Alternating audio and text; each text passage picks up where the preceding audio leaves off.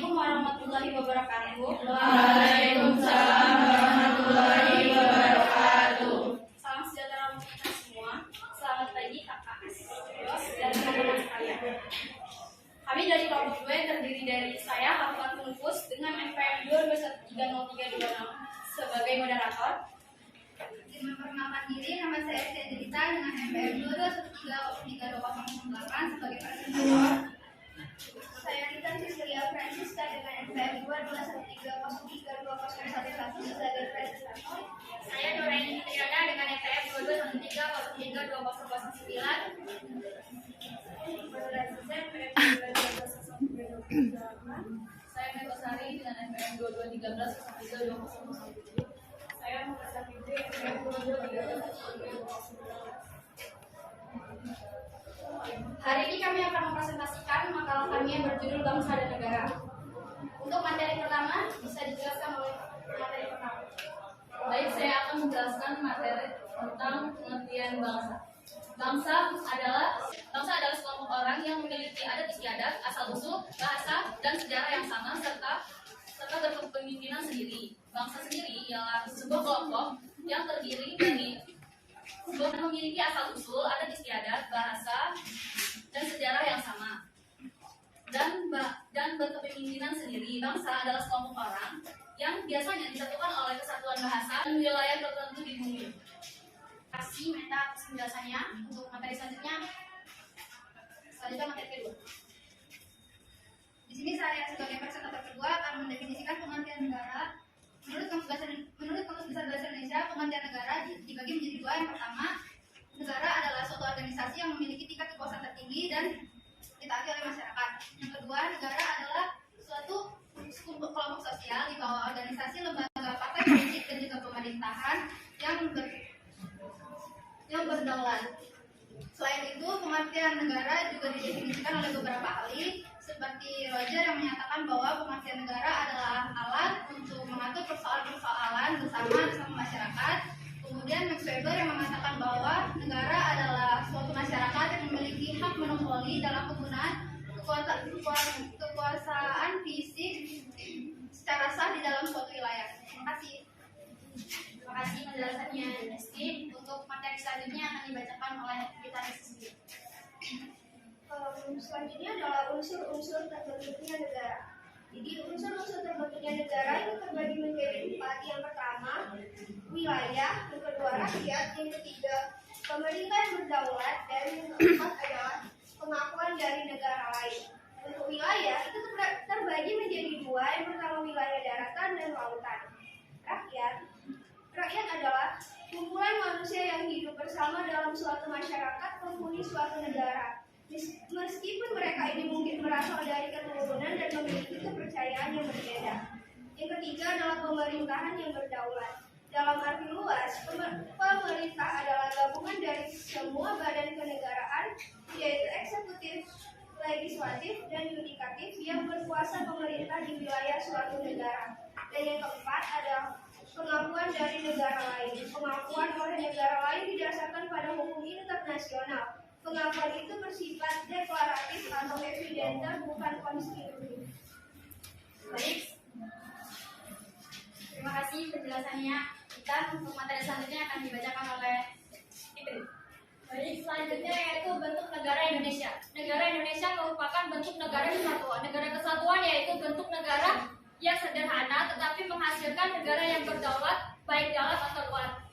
Terdapat beberapa ciri-ciri negara kesatuan, yaitu terdapat pemerintah pusat yang memiliki kedaulatan baik ke dalam atau keluar. Yang kedua yaitu terdapat suatu undang-undang dasar yang berlaku di seluruh wilayah negara. Dan yang ketiga yaitu terdapat satu kepala daerah kepemerintahan. Dan yang terakhir yaitu terdapat suatu badan rakyat pemerintah.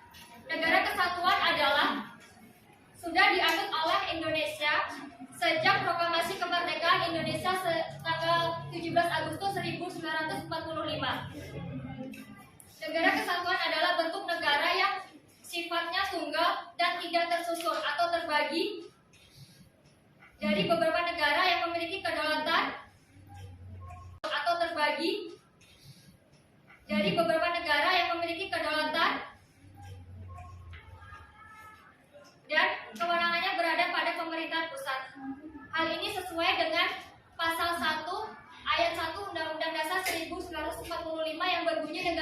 kesatuan Indonesia yaitu berbentuk republik.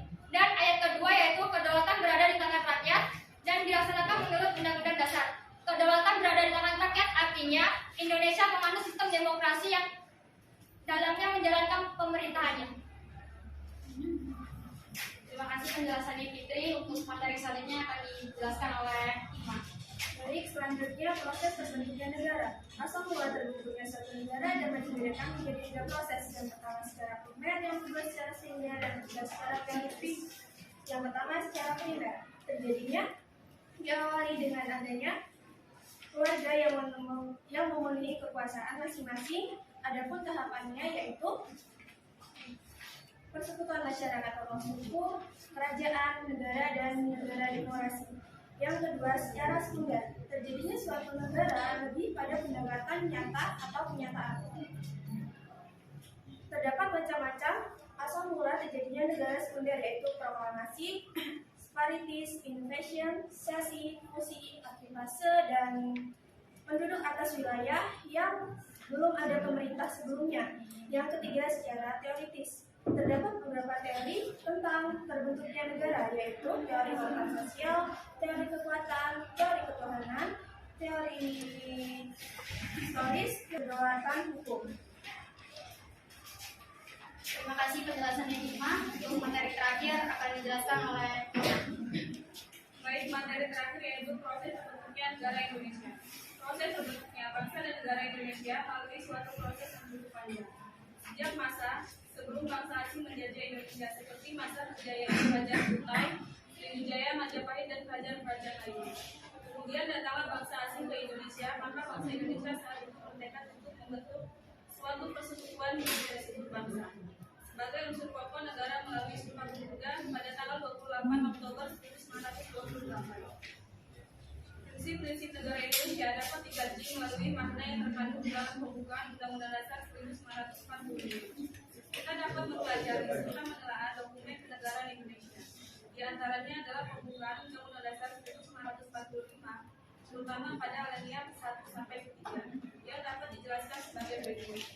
Alinea 1 menjelaskan tentang latar belakang terbentuknya negara dan bangsa Indonesia. Alinea 3 menjelaskan tentang kedudukan kodrat manusia Indonesia sebagai bangsa yang religius. Baik, sekian penjelasan dari kami. Jika ada yang ditanyakan, kami persilakan. Dari materi yang sudah dijelaskan tadi mengenai bangsa dan negara, saya ingin bertanya, apa sih bedanya antara bangsa dan negara? Sekian, terima kasih. Baik, sebelumnya izin memperkenalkan diri, saya Aisyah Suciningrup, NPM 2213132024. Seperti yang sudah dijelaskan oleh rekan Nur tadi, bahwasannya kedaulatan berada di tangan rakyat, itu kan tinggi. Terus sangkutannya dengan yang sudah dijelaskan tadi itu, mengapa bisa hakikat negara itu bersifat memaksa dalam materi ini? Terima kasih. Baik, sebelumnya izin memperkenalkan diri, saya Feni Sundari dengan NPM 2213132032. Izin bertanya, menjelaskan maksud dari konsep dasar wilayah kelautan. Terima kasih. Isi waktu untuk menjawabnya.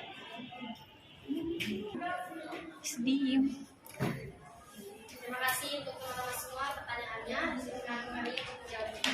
Silakan untuk peserta menjawab pertanyaan dari Rodia. Pertanyaannya, apa bedanya bangsa dan negara? Jawabannya, perbedaan negara merupakan suatu organisasi besar yang teratur, sementara bangsa hanya sekumpulan masyarakat. Negara memiliki legitimasi dalam mengatur dan memaksa masyarakat, sementara bangsa tidak.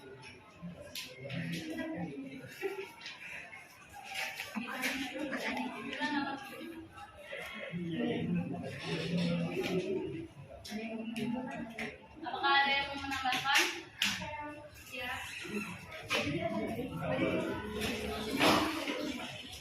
Jadi bisa menambahkan jawaban dari Meta tadi mereka bilang bangsa adalah sekumpulan masyarakat kan.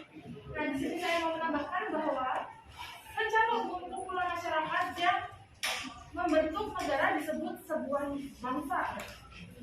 Dan dapat disimpulkan bahwa pada dasarnya bangsa adalah rakyat yang telah mempunyai kesatuan tekad untuk membangun masa depan bersama. Terima kasih. Ditambahkan lagi. Dan tidak ada, kita akan selanjutnya untuk menjawab pertanyaan yang kedua. Akan dijawab oleh Nuraini. Baik, tadi pertanyaan dari saudari Cia yaitu salah satu unsur terbentuknya negara adalah lautan. Apa? Baik, tadi pertanyaan dari saudari Cia yaitu salah satu unsur terbentuknya negara adalah lautan. Apa yang maksud dari konsep dasar wilayah lautan? Baik, konsep wilayah lautan itu terdapat dua, yaitu konsep res nullius dan konsep res communis. Konsep res nullius yaitu konsepsi yang menyatakan bahwa laut dapat diambil dan dimiliki oleh setiap negara. Dan konsep res komunis yaitu konsepsi yang beranggapan bahwa laut adalah milik masyarakat dunia, tidak dapat diambil atau dimiliki oleh setiap negara. Cukup? Ada tanggapan lagi nggak? Apakah dari kalian ada yang ingin menambahkan atau menyanggah jawaban dari presentator kami? Silakan. Yang ingin ditambahkan atau disanggah, untuk selanjutnya kami akan menjawab pertanyaan terakhir dari saudara Aisyah yang menjawab oleh Baik, di sini saya akan menjawab pertanyaan dari saudari Aisyah yang mengapa hakikat negara bersifat memaksa. Ini karena setiap negara memiliki kekuatan fisik secara legal yang berarti semua peraturan perundang-undangan yang berlaku harus ditaati sehingga kemakmuran dan ketertiban negara tercapai. Apakah saudari Aisyah sudah jelas? Memberikan contoh undang-undang yang memaksa itu dalam hakikat negara itu yang seperti apa? Atau contoh bisa dibacakan? Ya. Baik, saya akan menjawab pertanyaan dari saudari Aisyah. Pertanyaannya, contoh undang-undang yang bersifat memaksa ya. Contohnya yaitu terdapat pasal 22 UUD 1945 yang terdiri atas 3 ayat. Ayat pertama yaitu dalam hal kegentingan yang memaksa, Presiden berhak menetapkan peraturan pemerintah sebagai pengganti undang-undang. Ayat kedua yaitu peraturan pemerintah harus mendapat persetujuan DPR, dan ayat ketiga yaitu jika tidak mendapat persetujuan DPR maka peraturan pemerintah itu harus dicabut. Jadi menurut kalian apakah dari pasal 22 yang disampaikan tadi sudah terlaksana di negara kita? Yes. Pusing nih Pak. Yang sudah itu seperti apa dan yang belum itu yang seperti apa? Yes.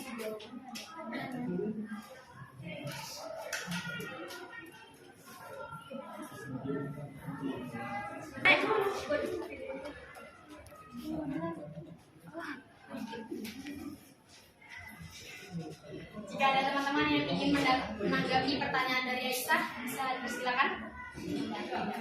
Menanggapi pertanyaan dari Aisyah tadi, bahwasannya ada yang terlaksana dan belum terlaksana. Kita ambil saja contoh dari anak anggota Ditjen Pajak RI yang sekarang ini.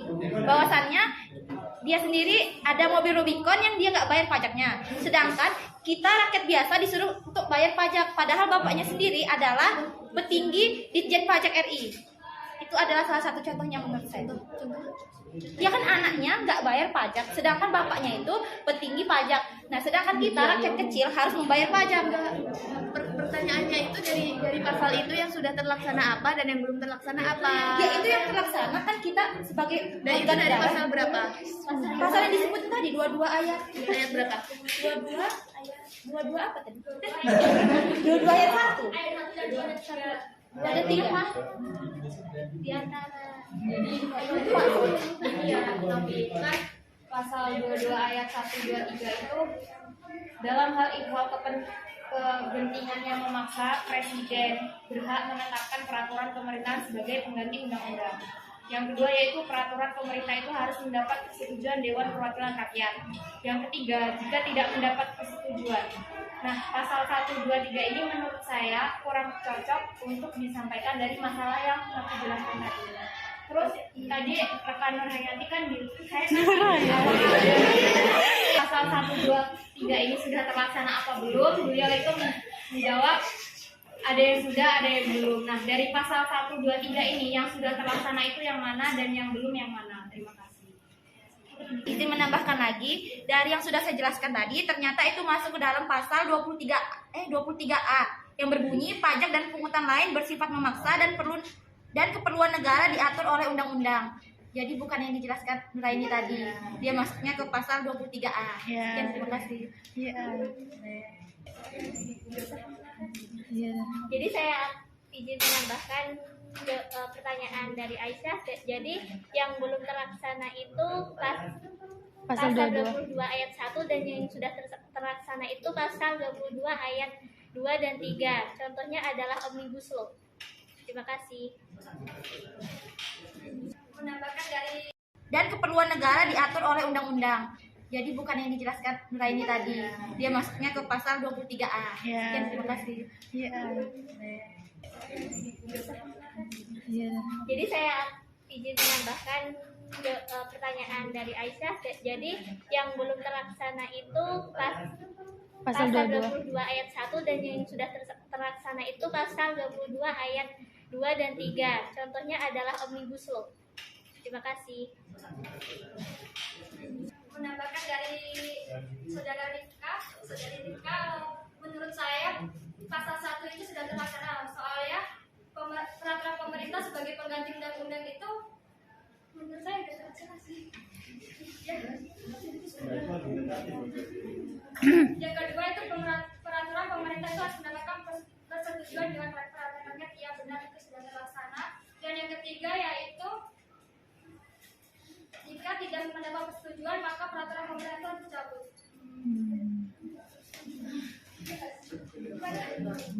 Belum sih. Itu kalau menurut saya itu belum pasal 3. Udah.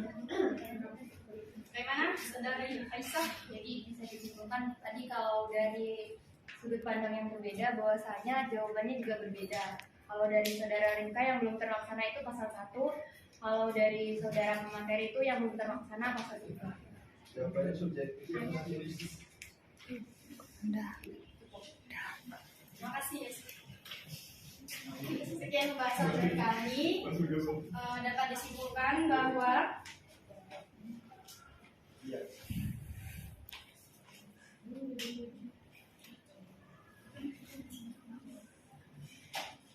konsep bangsa memiliki dua pengertian, yaitu bangsa dalam pengertian sosiologis antropologis dan bangsa dalam pengertian politis. Negara adalah suatu wilayah di permukaan bumi yang kekuasaannya baik politik, militer, ekonomi, sosial maupun budayanya diatur oleh pemerintahan yang berada di wilayah tersebut. Secara umum dalam konsep teori modern dan negara terbagi ke dalam dua bentuk, negara kesatuan dan negara serikat. Sifat negara secara umum yaitu sifatnya memaksa, memonopoli, dan sifat mencakup semua. Sekian dari kami. Terima kasih atensinya teman-teman. Kami akhiri. Wabillahi taufiq wal hidayah. Wassalamualaikum warahmatullahi wabarakatuh. Waalaikumsalam warahmatullahi wabarakatuh.